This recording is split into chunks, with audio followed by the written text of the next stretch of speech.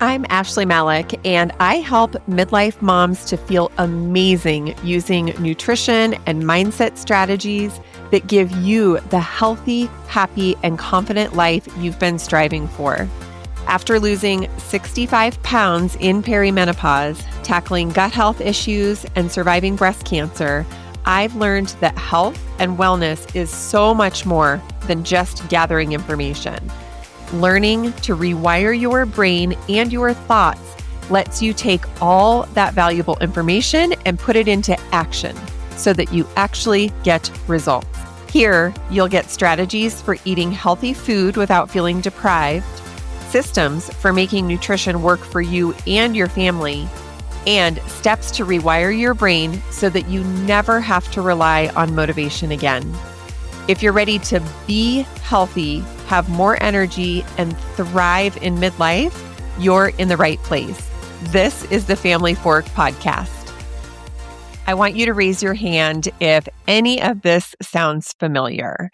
You are somewhere in the middle of midlife and you're experiencing all of the challenges that perimenopause or menopause bring. You're not sleeping the way that you used to. You're definitely noticing that weight that's collecting around your middle, no matter what you eat. Your joints might feel stiff and achy in the morning, and you might even be watching more hair go down the shower drain than you would like to admit. So you decide enough is enough. It's time to take better care of yourself, and you start researching. You find some really good approaches that seem promising, and you get that little spark of excitement. And you're like, yes, this time it's going to be different. And you dive in, and then the thoughts start creeping in. I have tried so many things before. Am I just going to fail again? I've done programs. I've downloaded meal plans. I have overhauled my kitchen, and absolutely nothing ever sticks. There's so much information out there, and I've honestly tried most of it, but nothing ever lasts for me. And maybe if you're really honest with yourself, the quietest and most defeating thought of all, nothing works for me anyway. So why am I even bothering to try again?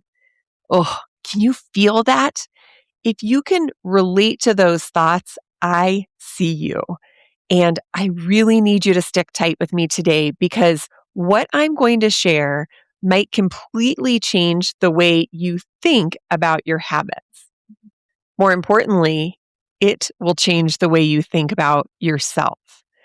Now, before we dive in, I want to tell you something that's actually going to let you take a really deep breath. The fact that you have not been able to build habits that stick, that stay, it has absolutely nothing to do with your willpower. It has nothing to do with your discipline, your motivation, or how badly you want to feel better. And it has nothing, zero, nothing at all to do with who you are as a person. So the good news is that you can actually let yourself off the hook for all of that right now. Yay! So here's what's actually going on. Habit building is not a personality trait. Rather, it has everything to do with how your brain functions. And your brain, that same brain that helps you manage your career, raise your kids, the one that holds your family together, and really is helping you navigate every hormonal shift that midlife throws your way, that brain is wired in a very specific way. Your brain is designed to protect you by conserving energy. It is always, always, always looking for the path of least resistance. The things that you've been doing for years, like routines, the patterns, the defaults that you fall back on, those are deeply embedded neural pathways. They're comfortable. They're completely automatic, and your brain loves them. So when you try and introduce something new, your brain doesn't see it as, oh, hey, this is a cool opportunity. It sees effort and hard work and discomfort. And what does it do? Your brain pushes back. So this does not mean that something is wrong with you. It's just a feature of your brain that makes building new habits really, really hard. And especially in midlife when your hormones are shifting and your sleep is suffering and your mental load is already at full capacity. There's nothing wrong with you. It is possible to build new habits that stick. You just need to update your strategy. So today, I want to walk you through 4 very particular areas where I see women getting stuck when it comes to building habits that last. And then we are going to talk about what you need to do instead. By the time we're done here today, you are going to recognize yourself in some of these, and you're actually going to leave with a much clearer picture of what's actually been working against you. So, the first area where you might be struggling, I know this is going to be familiar to you, is trying to change too much all at once. And I get it, right? Like when you are feeling so overwhelmed with perimenopause, there's just this moment where you hit a wall. You're done. You are exhausted from not sleeping. You are frustrated by the weight that keeps creeping around your stomach no matter what you do. Your joints ache, your energy is non existent, and you reach this point where you think, you know what? I am so done feeling this way. I'm changing everything. I'm going to start on Monday. So the list comes out, and you're going to completely change the way you're eating. You're going to work out every single day. You're going to drink 10 glasses of water before 6 p.m. You'll definitely hit those 10,000 steps every day without fail. New habits, new body, new life. Let's do it, right? And here's the thing. The impulse to do all of that, it completely makes sense emotionally. When you feel terrible, you want relief and you want it now, like immediately. But what feels like a powerful, fresh start to you actually feels like an all out threat to your brain. You are asking your brain to abandon multiple deeply ingrained patterns all at the same time and to replace them with new behaviors that take a lot more effort. Your brain, it's not going to go along with that and just say, sure thing, let's do it. It is going to push back hard. And within days, sometimes even within hours, the wheels, they start coming off. Now, here's where it gets a little sneaky because you might be thinking, okay, I've tried doing just one thing at a time, going small, and it still didn't work. I hear you. I get it. But I want you to look a little more closely at what that one thing actually looked like. So let's say you decided to focus only on nutrition. Sounds reasonable, right? Focused, super laser focused. But then what happened? You cleared out your pantry, you restocked your fridge, you definitely downloaded new recipes, you bought a bunch of different ingredients, and you even mapped out like this whole new way of cooking for your family. And you did it all in a weekend. Guess what? That is still too much. Even when the focus is narrow, just on food.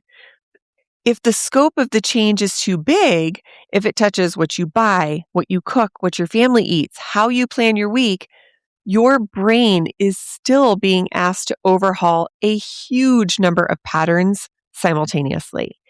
And it will struggle to keep up no matter how motivated you feel on day one.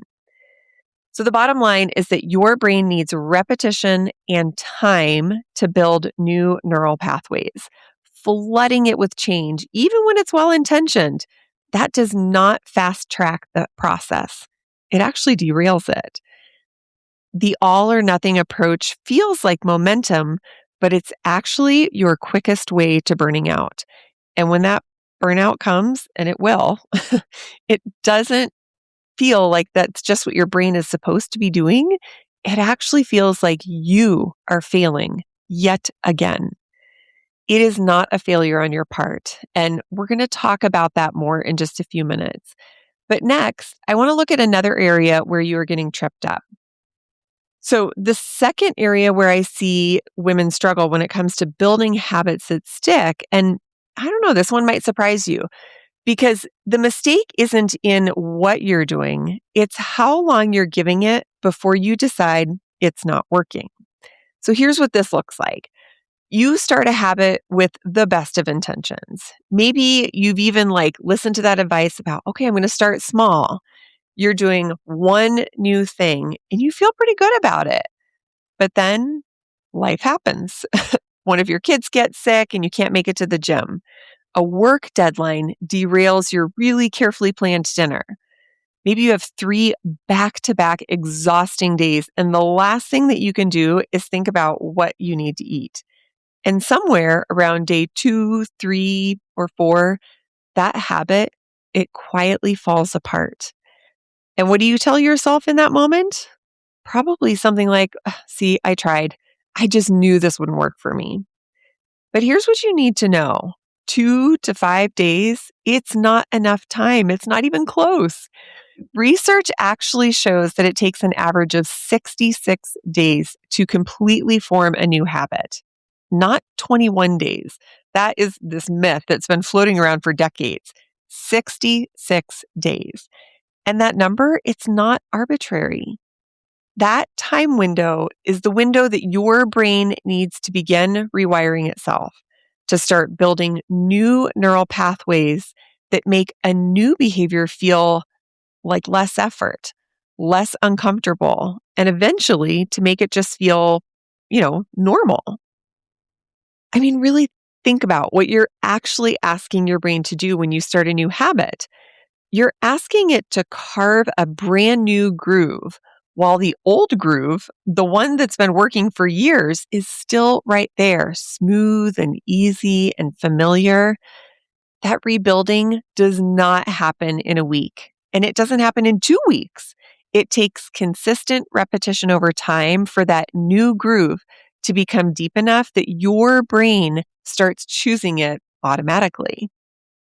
And here is a really important reframe. Those interruptions, like having sick kids, work deadlines, 3 hard days in a row, those are not signs that you are not capable of building a new habit. That is just life. So the question isn't whether life is going to get in the way. It will. It always will. The question is whether or not you use those moments as an opportunity to learn about how this new habit fits into your real life, or whether you can use those moments as evidence that it doesn't work. Those 66 days aren't just about repetition, they're about adjustment. It's about figuring out what happens to your healthy dinner plan when your week goes crazy and actually problem solving your way through it instead of just quitting. Every time you navigate an obstacle and keep going, you are actively rewiring your brain. You're deepening that new groove. So if you've been giving your habits a week or two and then walking away, you just need to know that's not enough time for your brain to get on board. It's not a reflection of your ability to change either. Your brain is simply doing what all brains do, defaulting back to what is known, what's comfortable, and what requires the least amount of effort.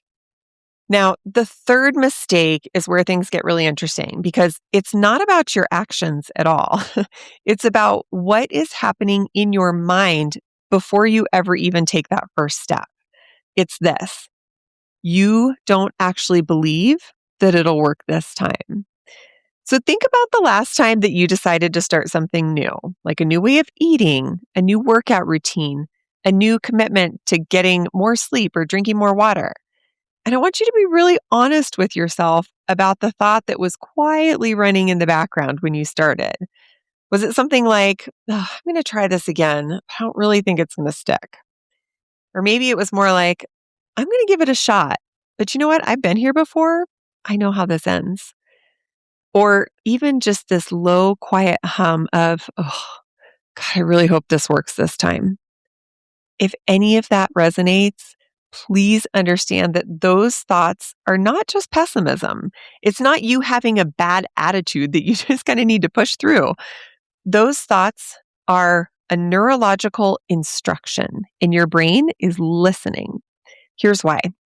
Your brain has a system called the reticular activating system. And in really simple terms, its job is to find evidence for whatever you believe to be true. Whatever thought or belief you hand your brain, it goes to work scanning your environment, your experiences, your circumstances to confirm that you are right. So when you walk into a new habit and you're telling yourself, oh, I don't think this is going to work, your brain hears that as an assignment. It starts looking for proof. And guess what? It will find it.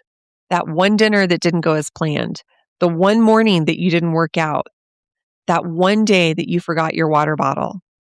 Your brain collects all of that evidence and brings it right back to you and says, see, I told you this isn't working. And meanwhile, all of the days that did go well, the meals that came together, the walk you actually took, the morning you actually felt a little bit more energized, those all get filtered out because they don't match the belief that your brain is trying to confirm. Your brain is just doing its number one job by trying to protect you. You've tried things before that didn't work out, and your brain remembers that. It learned from that. And now, in its own misguided way, it's trying to shield you from that disappointment of failing yet again by lowering your expectations before you ever even get started. This is a coping mechanism, and it makes sense, but it is keeping you completely stuck. Because the truth is, no meal plan, no workout program, no new approach to your health is going to work if your brain has already decided it's not going to work. The strategy, it is never the problem, but the thoughts driving the strategy, that's what's getting in the way. This is why so many different women can follow the exact same program and have completely different results. It's not about the program. It's about what's happening in your brain underneath it all. The good news is that you absolutely can change this. Your brain's pathways are not permanent. And with the right framework and enough repetition, you can actually rewire your brain and the way that it thinks about building new habits so that instead of expecting you to fail, you can start by being curious and open and ready to learn. This is some of the completely transformational work that I do with students inside of the perimenopause weight loss method. So if this is really resonating with you, be sure to check that link out in the show notes. Now, the fourth area where I see women getting stuck when it comes to really building habits that stick is believing that somewhere out there is one perfect strategy, one right program, one magic approach that is finally going to be the thing that makes it all click into place. And I say this with so much compassion because I have been there too. And I see it all the time with my students in the method. When those habits haven't stuck in the past, it is natural, of course, to decide that, you know what, the problem was the approach, that you just haven't found the right one. So you keep looking. You download another meal plan, you sign up for yet another program, you join a gym, you buy that cute water bottle that's supposed to make you drink more water, and you get the new yoga pants, right? Because honestly, if you have the right gear, maybe that will fire up your motivation. I get it. There is nothing wrong with any one of those things individually. But when the underlying belief is that, oh, this is the thing that's finally going to make this habit stick, that's where the problem lives. Because 4 weeks later, when you haven't gotten to the gym, that meal plan is still in your downloads folder, it doesn't feel like a brain pattern. You actually start to feel shame. You look at those yoga pants in your drawer and you think, oh my God, what is wrong with me? I should be able to do this. Other people can do this. Why can't I? And then almost immediately, those justifications start. Well, I don't know, the gym is too far. My schedule is just too crazy and unpredictable. My family, they don't eat the same things that I'm trying to eat. My life is just too complicated for this right now. Those justifications, they're not excuses. They are your brain doing exactly what we've been talking about this entire episode, finding the path of least resistance and doing whatever it takes to get back there. You're not doing anything wrong. You're just trying to push against a brain that has more than 40 years of ingrained patterns. And no yoga pants, no water bottle, no meal plan, no matter how good it is, can override a brain that hasn't been brought on board yet. The magic you are looking for is not in the strategy. It's in learning how to work with your brain so that any reasonable strategy can finally take hold. When you have that skill, the specific plan matters so much less because you finally have the ability to make it stick. That is the real work. And the great news is that it is completely learnable. That's what I teach inside of the method. So let's talk about a couple of ways how you can learn how to do this, because I don't want you to walk away from this episode just feeling like you've been doing everything wrong. I want you to walk away with something tangible, something that you can start to use this week. So here are three things, and they each build one on the other. So just stick with me. The first thing is that you need to go smaller than you think you need to. And I'm not just talking about starting small, I'm talking about going micro, smaller than might even feel productive, smaller than it even feels like it's worth doing. Because the truth is, your brain, it does not care how impressive the change is. It actually just cares how repeatable it is. So instead of overhauling your entire way of eating, I want you to try one new meal per week. That's it. Not a new breakfast, lunch, and dinner, not a whole new weekly menu, one meal. Maybe it's a new dinner on Thursday night that you build around more protein and fewer processed ingredients. That's it. One meal every week, and do that for 30 days. After 30 days of consistency with just that one meal, then you layer in a second one and then a third. Over the course of a year, do you know what that adds up to? Dozens of new healthy meals that are fully woven into your life. They're not forced. It doesn't feel overwhelming, just quietly and solidly part of how you eat now. That is how sustainable change actually happens. Not in a dramatic weekend overhaul, but in small, pretty much boring increments that your brain can actually keep up with. Now, the second thing is to commit to the timeline before you even start. So I want you to make a decision in advance that you are going to give this 66 days, not a week, not 2 weeks, 66 days. And you are deciding right now, before anything goes off the rails, that when life interrupts, and you know it will, you're not going to see that as a sign of failure. You're actually just going to treat it as data. You're going to ask yourself, what does this interruption tell me about how I need to adjust this habit so that it fits better into my actual life? Maybe the gym at 6 a.m., it doesn't work when your kids are sick or ever. So what's your backup plan? Maybe that Thursday dinner prep falls apart during a heavy work week. So what's a simpler version that you can fall back on? Every time you hit an obstacle and problem solve your way through it instead of quitting, you are doing the work of rewiring your brain. You're teaching your brain this is a new habit and it's here to stay, even when things get hard. That is incredibly powerful. And the third thing, and this is the one that makes the other two things work, is learning to interrupt doubt. So when doubt shows up, and you know that it will, I'm going to try this, but I don't think it'll stick.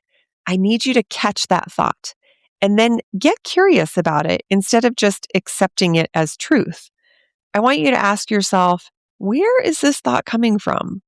What experience have I had in the past that made my brain want to try and protect me from this? And is that experience actually relevant to what I'm doing right now? I really don't want you to replace the doubt with like a false sense of confidence or even toxic positivity. You don't need to convince yourself that everything's going to be perfect. You just need to create enough of a pause, an interruption to that automatic thought pattern to stay open instead of shutting down before you've even gotten started. This is the work that changes everything. And it is the framework that I teach inside the perimenopause weight loss method. That is an 8-week intensive program where we work on rewiring the thoughts that have been quietly sabotaging your habits so that you can finally build a healthy lifestyle with habits that actually last. So if you want to learn more, I have linked to it in the show notes. But even if you're not ready for that yet, I want you to try these 3 things. Pick one micro habit, commit to it for 66 days, and then start paying attention to the thoughts that show up when you begin. Everything that you have experienced when it comes to trying to build those new healthy habits, the frustration, the false starts, the feeling like you just don't have what it takes, none of that has ever been about your willpower. None of it is about your discipline or your motivation or how much you want it. You want it. I know you do. I see that. That has never been the problem.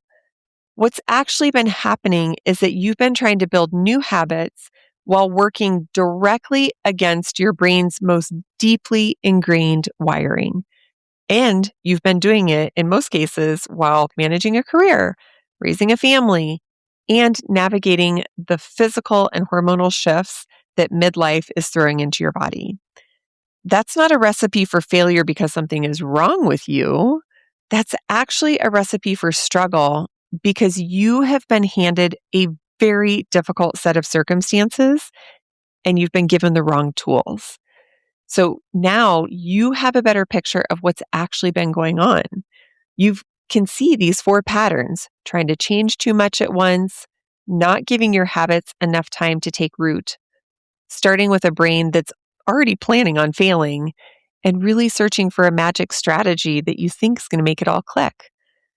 And more importantly, now that you know each one of these patterns is workable, you know none of them are permanent. Your brain's pathways are not set in stone.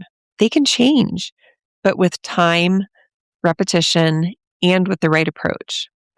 So here's what I want you to do this week. Just one thing, pick one small habit and commit to it for 66 days. Not perfectly, not without interruption, life, right? Just consistently enough to give your brain the time it needs to start building something new. You deserve to feel better. You deserve to sleep well, have energy, and to feel strong and comfortable in your body during this season of life. That is all possible for you. You just have to start working with your brain instead of against it. If you want support in doing exactly that, be sure to check out the method. The link is waiting for you in the show notes. This program is really designed specifically for women in midlife who are ready, like you, to think differently, build habits that last, and to finally feel like yourself again. Thanks so much for joining me today on The Family Fork, and I can't wait to see you next time.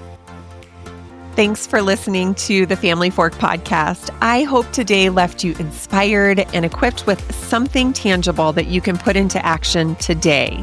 Remember, success is so much more than just gathering information. You have to put it into action. If this episode resonated with you, here's how you can help the show reach even more midlife moms. Hit follow, share it with a friend who's struggling in midlife too, and if you're feeling generous, leave us a review. Your thoughtful review helps other listeners discover these conversations when they need them the most. This show has become even more than I could have imagined, and it's because of loyal listeners like you who show up and share. You are helping to build this community and movement that will inspire midlife moms for years to come. For show notes, links, and resources, head to ashleymalik.com/podcast. keep striving for the healthy, energized life that you deserve.